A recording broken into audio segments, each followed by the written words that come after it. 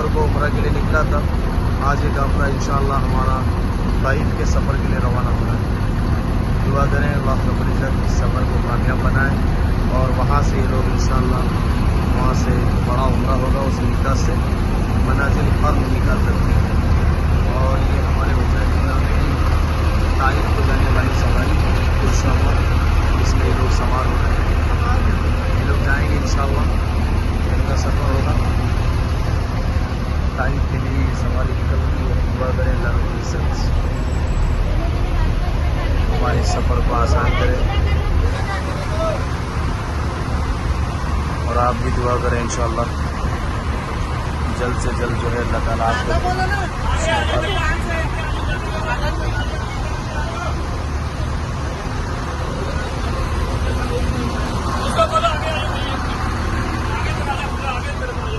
آگے آؤ, آگے دروازے میں آؤ, آگے آؤ.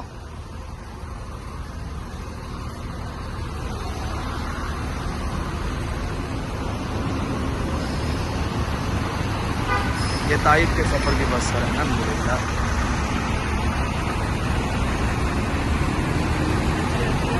کرتا نہیں ایسا. کتنے لوگوں نے پڑھا ماشاءاللہ. اللہ آپ کی عبادتوں کو قبول فرمائے, اللہ آپ کو اس کا خیر دے, اللہ اس کا صلہ دے. مقام حتیم وہ جگہ ہے, میں ٹریننگ کیمپ میں بھی آپ کو بتایا تھا کہ اللہ کے رسول صلی اللہ علیہ وسلم چابی نہیں ملی تو کعبہ کے سائے میں, کعبۃ اللہ کے سائے میں آپ نے 2 رکعت نماز ادا کی. وہی وہ مقام حتیم کی جگہ ہے جہاں آپ نے نماز ادا کی. تو اس کے لیے اللہ نے قیامت کی صبح تک آنے والے حجاج کرام کے لیے اگر 2 رکعت وہ نفل ادا کر رہا ہے تو اسے کعبۃ اللہ کے اندر نماز پڑھنے کا ثواب مقرر کیا گیا. کیوں؟ لولا قلم ما خلقت الافلاق. اے محمد اگر آپ نہ ہوتے تو ہم زمین و آسمان کو پیدا نہ کرتے. بے شک بے لوث محبت تھی حضور پاک صلی اللہ علیہ وسلم سے. اللہ رب العزت کی لاڈلے نبی جن کے نور سے دنیا بنی, جن کے نور سے عرش بنا, جن کے نور سے فرش بنا, جن کے نور سے مخلوقات پیدا ہوئی. اللہ کے رسول صلی اللہ علیہ وسلم سے محبت کرنے والے اللہ تعالیٰ نے قیامت کی صبح تک وہ ثواب مقرر کیا. آپ نے نماز ادا کی, آپ کعبہ سے مخاطب ہوئے کہ کعبہ میں تجھے چھوڑنا نہیں چاہتا. کیا کہا اللہ کے رسول نے؟ اے کعبہ میں تجھے چھوڑنا نہیں چاہتا اور میرا دل بھی نہیں ہے کہ میں تجھے چھوڑوں.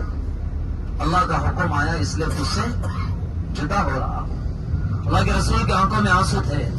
آپ بارہا مرتبہ پلٹ کے کعبۃ اللہ کو دیکھتے اور کہتے کہ چھوڑنے کا من نہیں کر رہا, اللہ کا حکم ہے اس لیے چھوڑ رہا. تو آج ہم بھی کعبۃ اللہ چھوڑ کے آئے. کون سی حالت میں آئے؟ بولو کون سی حالت میں آئے؟ پیک ہوئی کی نہیں کی, سامان لیے کی نہیں کی, خریدی ہوئی کی نہیں کی, کیسا ہے کھانا دوپہر میں جلدی ملتے کی نہیں کی. اللہ سنیں گے.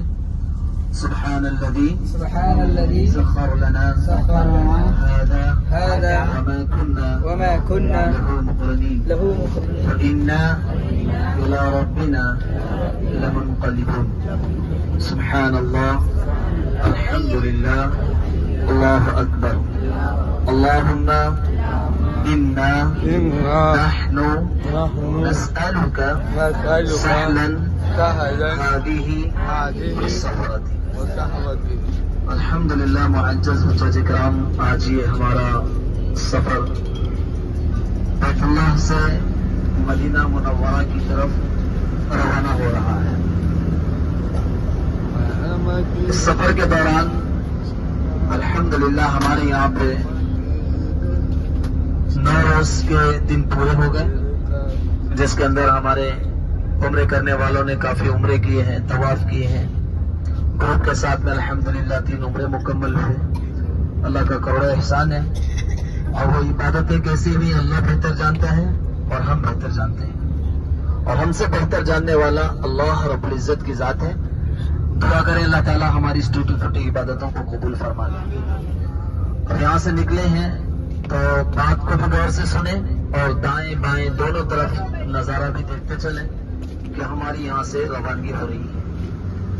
اس بات کی طرف آپ کو میں آگاہ کروں کہ جیسا آج ہمارا یہ سفر مکہ سے مدینہ ہو رہا ہے, آج سے 1400 سال پہلے پاک محمد عربی صلی اللہ علیہ وسلم کا بھی سفر مکہ سے مدینہ ہوا، لیکن وہ کسی دوسرے انداز میں ہوا۔ اس وقت نہ اس طرح اسی کے لیے خاموش ہو گئے۔ پھر اس کے بعد اپنے اصحابہ کے اندر اعلان کر دیا کہ اب وقت آ چکا ہے کہ یہاں سے ہجرت کریں گے، اور وقت آیا ہے کہ یہاں سے ہم لوگ ہجرت کریں گے۔ اللہ کے حبیب صلی اللہ علیہ وسلم یہ سارا اعلان کر کے اس وقت کعبۃ اللہ کی جو چابی تھی، جو تالا تھا، وہ آپ کے چچا کے پاس میں تھا، جو مشرک تھا، کافر تھا، ایمان قبول نہیں کیا تھا۔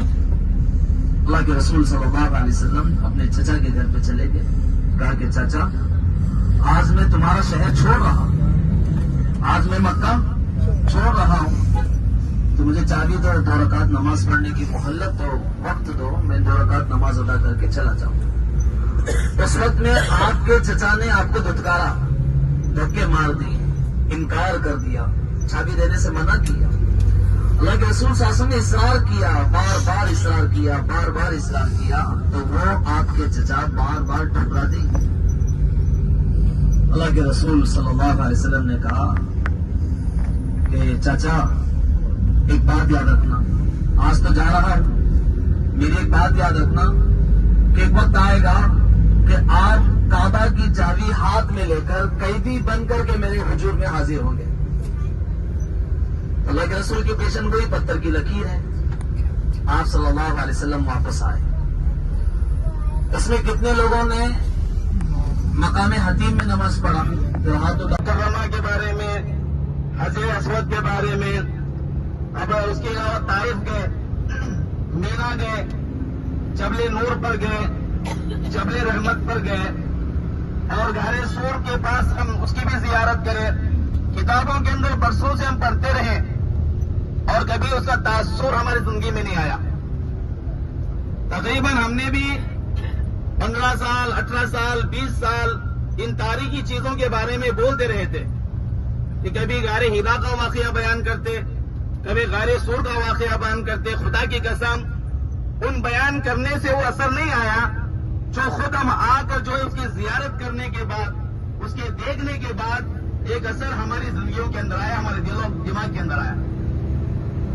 تو یقیناً یہ ہمیں اپنے آپ کو کبھی یہ نہیں سمجھے کہ ہم چیزوں کی زیارت کریں گے، ان چیزوں کو دیکھیں گے اور مکہ مکرمہ کو ہم پہنچیں گے، حرم میں بعد میں پہنچیں گے اور حرم کی عبادت ہمیں نصیب ہوگی۔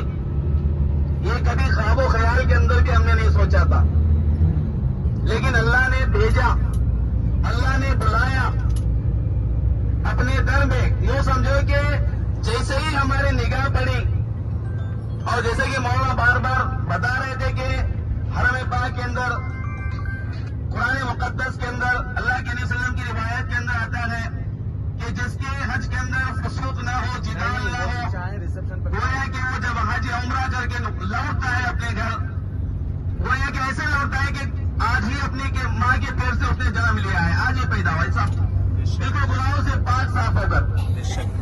کہ اللہ نے ہمیں توفیق دی اور عبادت بھی ہم کرتے رہے۔ کس کے آنسو کیسے گرے، کیا اللہ کے سامنے کس نے توبہ کی، کیا کس کے مسائل جو خود بہتر جانتے ہیں۔ ایک امید لے کر جائیں گے، یقیناً اللہ نے ہماری توبہ کو قبول کیا ہے۔ ہمارا ایمان امید اور خوف کے درمیان میں رہنا چاہیے۔ ہمارا ایمان کیسا ہونا؟ امید اور خوف کے درمیان میں۔ ایک طرف ہم امید رکھنا کہ یقیناً میرے اعمال اس قابل ہیں کہ اللہ قبول کریں گے، میں نے وہ کام کیے ہیں جسے اللہ قابل قبول بنائیں گے۔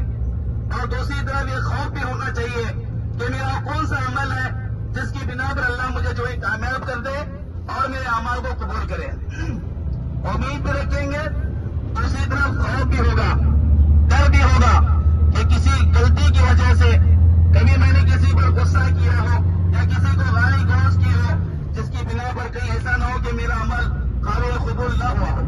اور ایک امید بھی رکھنی چاہیے، یقیناً اللہ جو ہے میرے پاس ایسے اعمال بھی ہیں جس کی بنا پر اللہ نے میرے اعمال کو قبول کیا ہے۔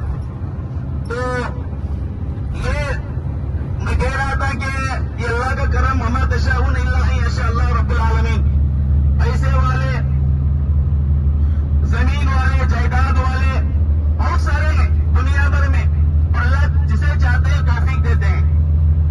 وما تشاءون الا ان یشاء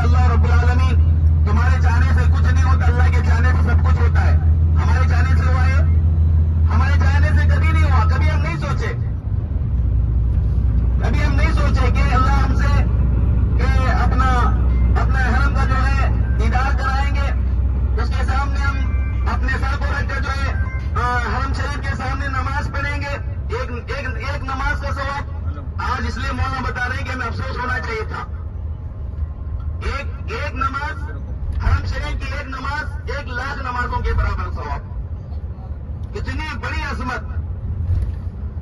اور جماعت کی نماز کیا ہوتی ہے؟ 27 درجے المضاف ہوتی ہے، یعنی 27 لاکھ نماز پڑھنے کا ثواب ہوتا ہے.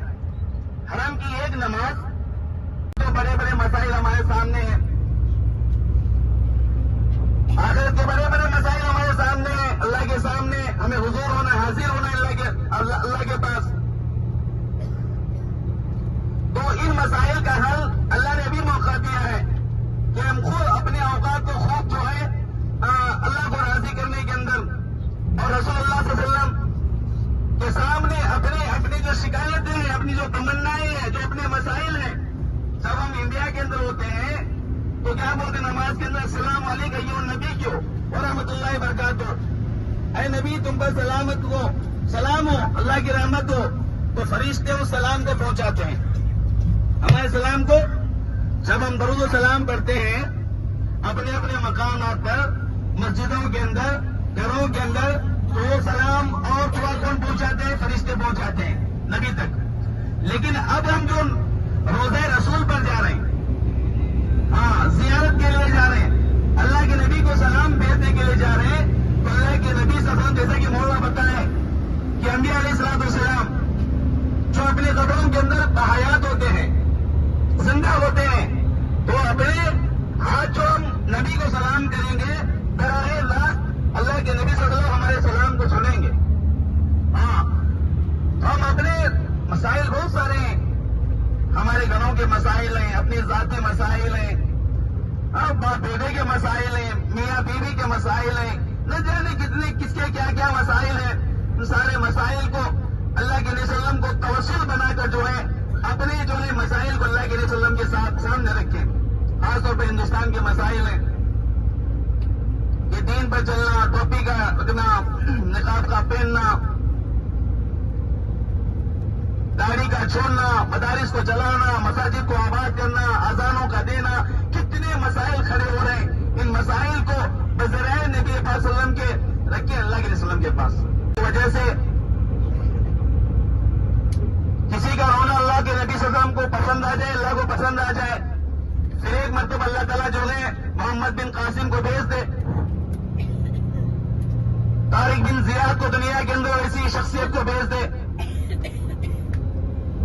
اور اللہ تعالیٰ ہمارے ہونے کی وجہ سے، کسی کے گڑ گڑانے کی وجہ سے، کسی کی دعا کی بدل کو اللہ تعالیٰ جو ہے محمد بن قاسم کو بھیج دے، یا عمر ثانی کو اللہ تعالیٰ بھیج دے، یا پھر مہدی علیہ السلام کو اللہ پاک جلد سے جلد بھیج دے. تو یہ سارے مسائل ہیں ہمارے سامنے. وقت بھی ہے اپنے مسائل کو حل کرنے کا، اپنی زندگی کو کامیاب بنانے کا، اپنے آخرت کو کامیاب بنانے کا. کیونکہ ہمیں اپنے ایمان پر، اپنے عمل پر مطمئن ہونے کا نہیں ہے. مطمئن ہونے کا حکم نہیں کہ ہم مطمئن ہو کر بیٹھ جائیں کہ میں نے بہت عبادت کر لیا. تو اس دوران جتنے بھی ہمارے سامنے جس کی جو عبادت ہوئی الحمدللہ بہت اچھی عبادت ہوئی جو بھی ہے، اور مولانا ہمیشہ جو ہے ہمارے ساتھ دیتے رہے، ضرورت پڑنے پر ہمیں لے کر جاتے رہے. کتنوں کو سنبھالیں گے؟ تقریباً 50 سے زائد جو ہے حجاج اکرام ہیں، ہر ایک الگ الگ مسئلہ. تو ان کا بھی ہم شکر ادا کرتے ہیں کہ ہمارے بلانے پر ہمارے ہر وقت کے اندر، بیماری کی حالت کے اندر، صحت کی حالت کے اندر جو بھی ہے ہمارے بارے میں پوچھنا، ہماری طبیعت کو، ہماری صحت کے بارے میں جاننا، پہچاننا، معلوم کرنے کی کوشش کرنا، اور اس کام کو سر انجام دینے کی کوشش کرنا. ان کا ساتھ ہمارے ساتھ رہا اور عبادت بھی ہوتی رہی، ذکر اذکار بھی ہوتا ہے. لیکن اس کے علاوہ بھی ابھی بھی وقت ہمارے پاس ہے کہ آج ندامت کو لے کر ہم مدینے کی طرف جا رہے ہیں، اپنے دلوں کے اندر حسرت کو لے کر کہ حرم کو ہم چھوڑ رہے ہیں. لیکن بچے اوقات کے اندر بھی ہم زیادہ سے زیادہ عبادت کرنے والے بنے. کھانے پینے کی طرف کہ میری بات مولانا کی بات نہیں ہے، توجہ دینے کی ضرورت نہیں ہے. جیسا بھی ملا ہم کھائیں گے اور اپنے وقت کو زیادہ سے زیادہ عبادات کے اندر، ذکر اذکار کے اندر لگائیں گے. کیونکہ کھانا پینا الحمدللہ ہمیں مل جائے گا. یہاں بھی تو اچھا، میں تو کہتا ہوں ہمارے گھر میں کبھی کھانا ہم نے ایسا نہیں کھایا. ہمارے مدرسے میں ہم نے سب کو بتایا کہ اللہ نے اپنے گھر میں ہمیں کیا کھلایا. حرم شریف کے اندر اللہ تعالیٰ نے ہمیں کیسی کیسی نعمتیں دی. خدا کی قسم میں تو نہیں کھایا، آپ اپنے مسائل کو خود جانتے اپنے گھر کی کیا حالت ہے، لیکن ہمارے گھر میں کبھی بھی 4 طرح کا سالن آج تک نصیب ہمیں نہیں ہوا. 1 یا 2 طرح کے سالن پر ہم نے اتفاق کیا. اللہ نے بہت اچھی طرح ہمیں کھلایا پلایا ہے، راتوں کو اللہ پاک نے سلایا ہے اور عبادت کا. اور میں نے دیکھا کہ بہت سارے ان حجاج کرام میں سے جو بہت قسم کے حجاج کرام ہیں، بہت انہوں نے اللہ کو یاد کیا، ذکر کیا حرم کے اندر. کبھی ہم جاتے تھے طواف کے لیے، کبھی جاتے تھے عمرے کے لیے. تو یہ جو ہے ضعیف قسم کی عمر رسیدہ جو حجاج کرام ہمیشہ اسی حرم کے سرن کے اندر بیٹھے ہوئے رہتے تھے. الحمدللہ میں سمجھتا ہوں کہ یہ ہمارا سفر جو ہے، یہ جو ہمارا قافلہ کامیاب جا رہا ہے، کامیاب جا رہا ہے. اور اللہ تعالیٰ سے دعا کروں گا کہ زیادہ گفتگو مجھے بھی نہیں کرنی آتی. اللہ سے دعا کروں گا کہ ہمارا بچا کچھ وقت جو ہے اور بھی زیادہ جو ہے اللہ سے لو لگانے اور اللہ کی طرف کیا ہے مشغول ہونے اور اللہ کو یاد کرنے، ذکر و اذکار کے اندر گزارنے کے اللہ پاک مجھے بھی ہم سب حجاج کرام کو اللہ پاک توفیق دے. آمین واخر دعوان الحمدللہ رب العالمین. سب کی دل کی تمنا ہو پوری، آج میں دل میں بیٹھے ہیں جتنے، سب کی دل کی تمنا ہو پوری، سب کو حاضر بنا دے تو مولا، سب کو حاضر بنا دے تو مولا.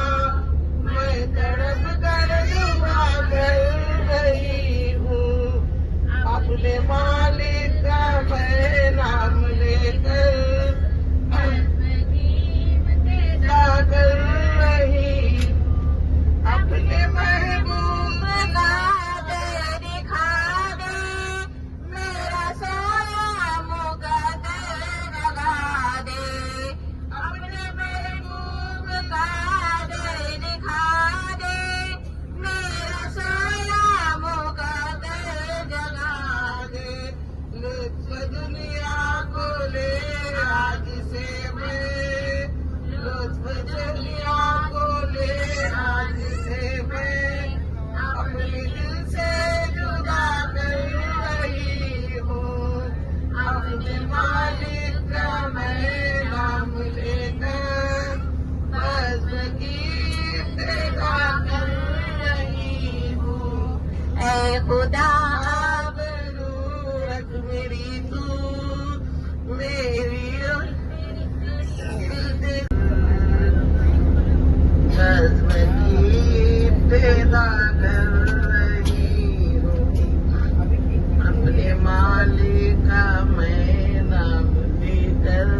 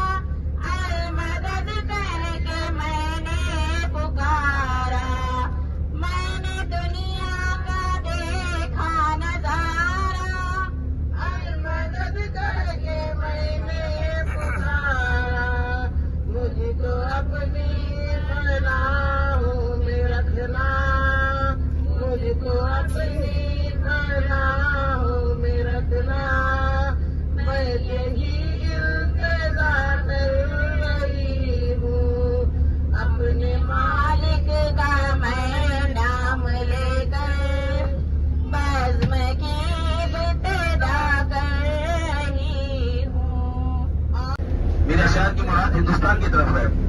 یہاں صدیق کے جیسی صداقت قائم ہو جائے, عمر فاروق کے جیسی عدالت قائم ہو جائے. ماشاءاللہ.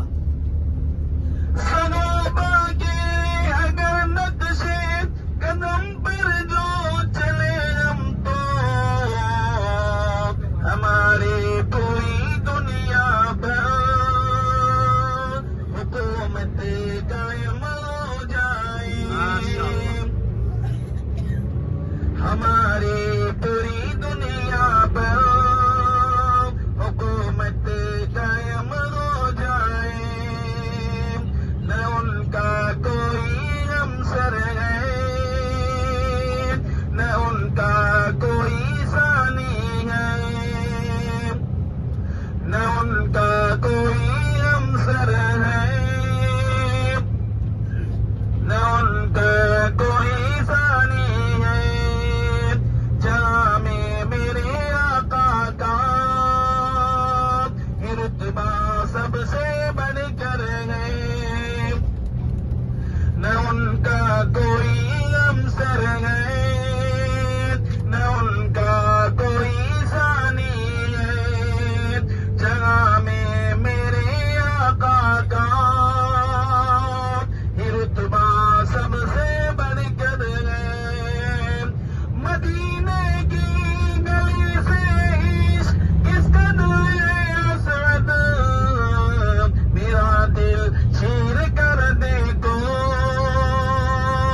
مدینہ دل کے اندر ہے. سبحان اللہ. میرا دل چیر کر دیکھو, مدینہ دل کے اندر ہے. سبحان اللہ. نہ ان کا کوئی ہمسر ہے, نہ ان کا کوئی ثانی ہے. اٹھ رہے